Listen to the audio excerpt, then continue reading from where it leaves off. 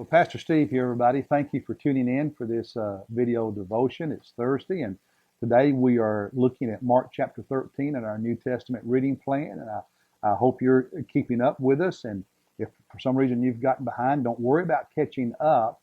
Just start with where we are and then go forward in reading the New Testament and writing in our journals what God is saying to us. And if you don't have a journal, just buy you a notebook of any kind, and each day put chapter, whatever the chapter is, and what did God say to you that day? What did God show you in that chapter? And just write about it, because that'll bring some clarity for you.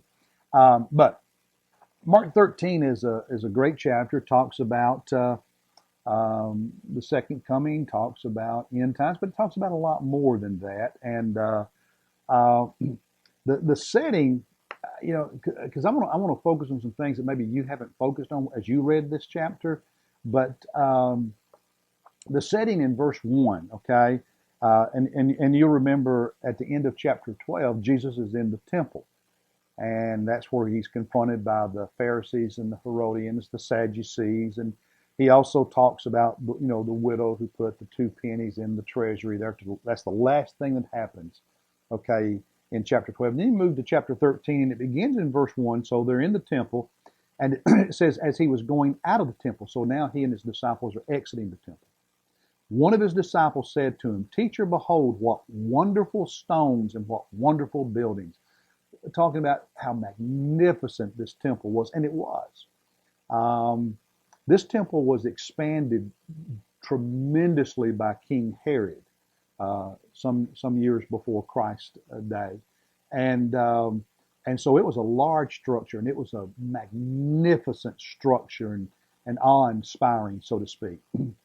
And so they've just seen rich people and the widow putting money in the treasury, and now they're walking out. Wow, look at this place. And then Jesus very bluntly in verse 2 said to them, "Do you see these great buildings? Not one stone will be left upon another which will not be torn down." If you go to Jerusalem today, the temple doesn't exist, just the foundation on which it was built. The temple's gone. Temple was destroyed in AD 70 by the Romans. When the Jewish people rebelled against Rome, Rome sent the army in and leveled the place to the ground. What Jesus said would happen did happen, and it's not been built since. There's not been a temple there. Now there's a Islamic mosque there, and so Jesus goes on and talks. Now here's the one caveat I want to give you as you read this chapter. When you read this chapter, don't associate all this stuff with the second coming of Jesus at the end of the world. If you do that, you're going to make a mistake. Because in this chapter, Jesus is talking about two things. He's talking about the destruction of Jerusalem and the temple, the fall of Jerusalem, which happened in 70 AD with the Romans. And he's also talking about the second coming, the end of the age.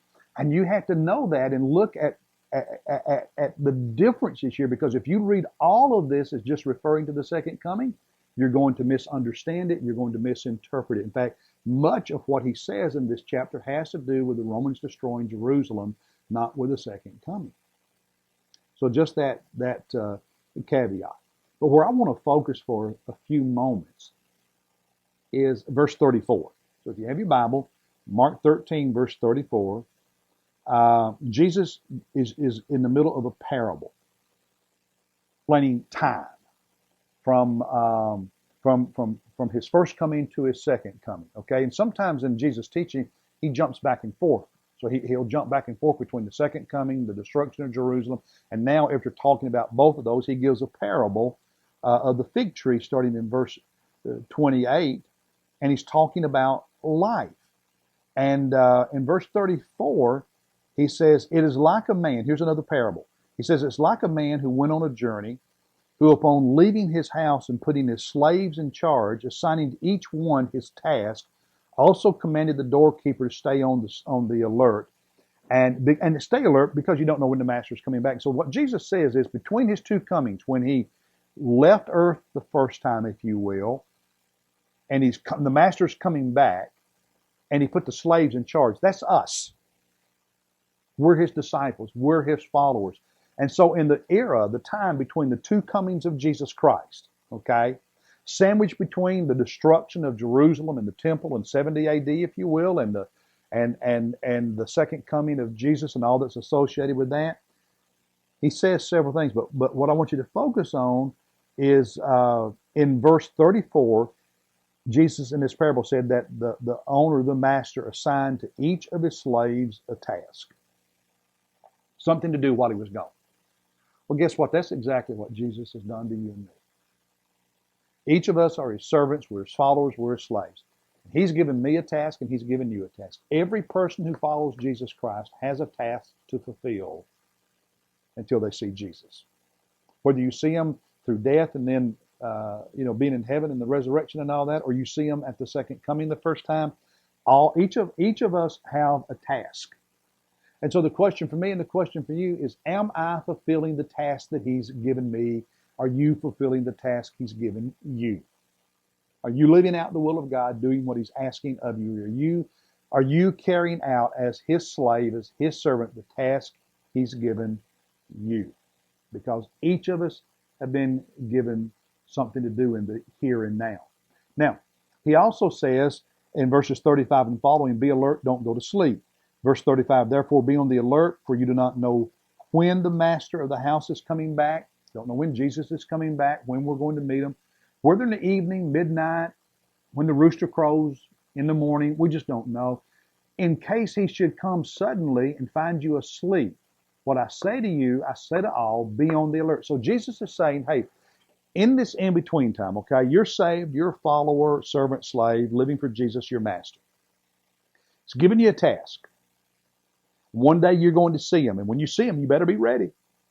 So he says, in the meantime, don't you be asleep. Don't be slothful. Don't be lazy. Don't be indifferent. Because you don't want when you see Jesus in the future, you don't want to see Jesus and you've been sleeping instead of fulfilling your task. He said, instead, you stay alert. You be alert because he's coming, and because you're looking for him, you're fulfilling the task. You're doing the job that he has given you to do. Don't be lazy. Don't be sleeping.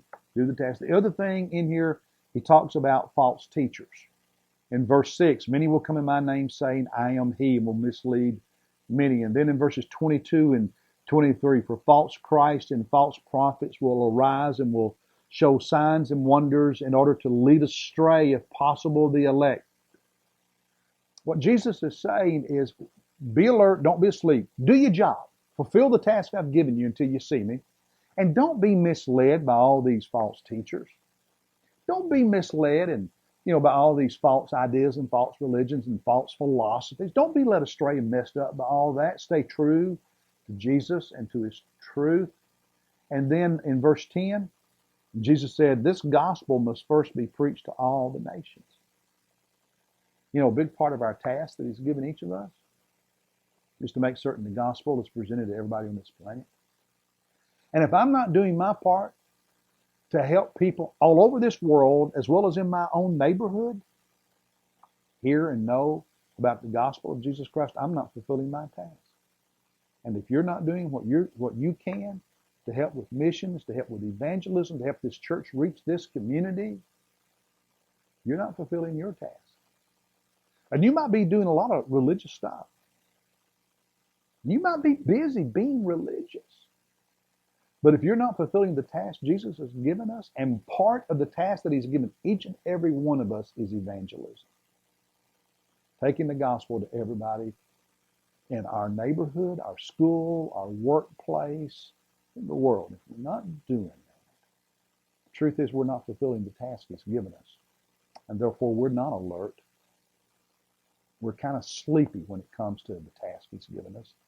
And we're not going to be ready when we see him. Let's start obeying Jesus and helping people know the gospel of Jesus Christ. That's the task he's given me. And my brother and my sister, that's the task he's given me. So, have you prayed for your one today? When was the last time you reached out and spoke to your one? Have you invited your one to watch our worship services online? What have you done to serve and love your one? That one person God put in your heart who is lost and going to hell, but you know they need Jesus Christ. You care enough to obey the task God's given you to take the gospel to. Pray about it. Do something. Fulfill your task. Don't be sleeping. Don't be lazy. God bless you. I'll see you tomorrow morning.